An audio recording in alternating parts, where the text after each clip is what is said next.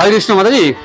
আপনি একটু আগে বলছিলেন বিশেষ করে উত্তর 24 পরগনা বা দক্ষিণ 24 পরগনার যারা ইসকনের ডিভোটি বা গৌরীয় মঠ থেকে শুরু করে যারা পিওর ভেজ রেস্টুরেন্ট পরিচালনা করেন সবাইকে এক জায়গায় করে যাতে করে সবার মধ্যে একটা আদান প্রদান তৈরি হয় সে ধরনের একটা বিষয় বলছিলেন।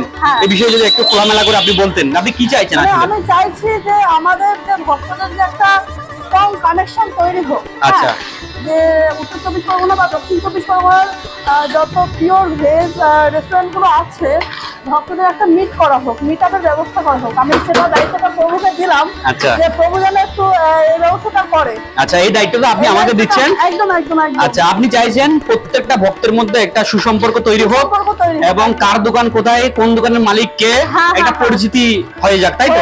একদম একদম একদম। তো আমরা চেষ্টা করব উত্তর 24 পরগনা এবং দক্ষিণ 24 পরগনা যে সমস্ত ভেজ কাউন্টার গুলো রয়েছে তাদের সকলকে বাড়ির সাথে একত্রিত করার।